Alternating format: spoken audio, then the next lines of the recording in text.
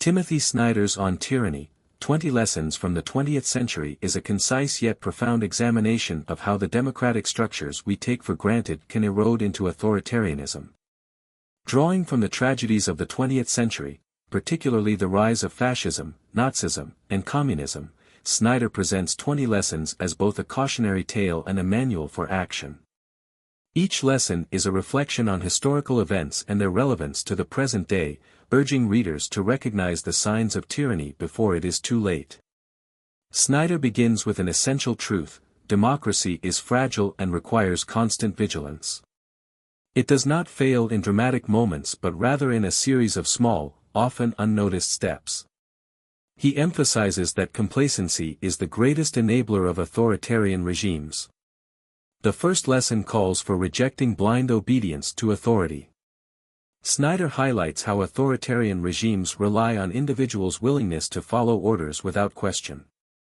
Drawing from the Nuremberg trials, where just following orders was a common defense, he reminds us that ethical choices are personal responsibilities.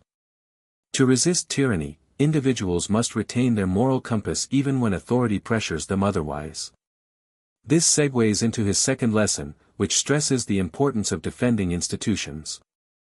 Snyder points out that democratic systems are only as strong as the collective effort to uphold them.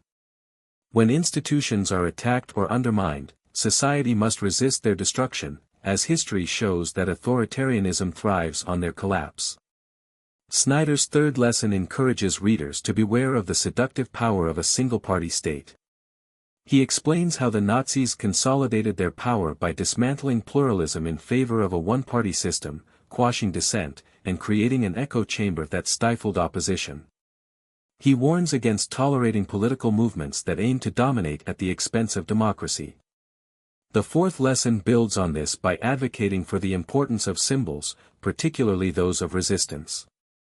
Snyder recounts how totalitarian regimes co-opt symbols to normalize their ideologies, urging citizens to reclaim them as tools of defiance.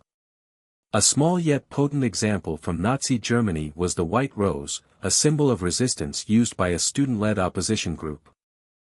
The book's fifth lesson focuses on truth and its role in resisting tyranny. Snyder discusses how authoritarian regimes rely on propaganda and lies to confuse the public and erode trust in facts.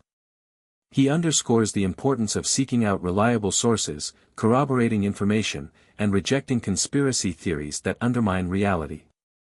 Lesson 6 delves deeper into the dangers of a post-truth society, where cynicism replaces reason, and people become indifferent to reality. Snyder warns that when citizens no longer trust the truth, they become vulnerable to manipulation. In his seventh lesson, Snyder addresses the importance of critical thinking. He urges readers to scrutinize language, particularly the use of slogans, euphemisms, and empty phrases designed to suppress dissent and simplify complex issues. For example, the Nazis used terms like "final solution" to obscure the genocide of millions. By questioning language, citizens can resist attempts to dehumanize or mislead. Lesson 8 advises individuals to stand out and be courageous, even when it feels uncomfortable. Snyder explains that authoritarian regimes rely on conformity and fear to maintain control, and breaking the cycle of compliance requires individuals to act boldly, often in small but meaningful ways. The ninth lesson stresses the value of supporting professional ethics. Snyder highlights how lawyers, doctors, journalists, and academics can become tools of authoritarian regimes if they abandon their ethical responsibilities. Professionals must uphold their principles even under pressure. The 10th lesson, closely tied to this, warns against politicized loyalty. Snyder points out that authoritarian regimes often demand personal loyalty to a leader rather than the state, undermining the rule of law. He reminds readers that allegiance to the Constitution or democratic principles must take precedence over loyalty to any individual. Lesson 11 emphasizes the importance of defending the integrity of elections. Snyder explains how authoritarian regimes manipulate electoral processes to maintain power, from voter suppression to outright fraud. Citizens must vigilantly protect the sanctity of elections by ensuring transparency and fair practices. The 12th lesson focuses on the dangers of paramilitary groups. Snyder recounts how groups like the Nazi SA and Stalin's secret police terrorized citizens, creating a climate of fear. He warns against the normalization of armed militias and their use for political purposes. The 13th lesson reminds readers to speak out against injustice. Snyder argues that silence is complicity and that speaking up, even when it feels futile, can inspire others to resist. Lesson 14 builds on this by encouraging people to act locally. Snyder emphasizes the power of grassroots efforts in resisting authoritarianism, as small acts of defiance can ripple outward to create broader movements. He provides examples of how local communities have historically resisted oppressive regimes by organizing and refusing to comply with unjust policies. The 15th lesson advises readers to practice corporeal politics. Snyder explains that showing up in person, whether at protests, town hall meetings, or voting booths, is a powerful act of resistance.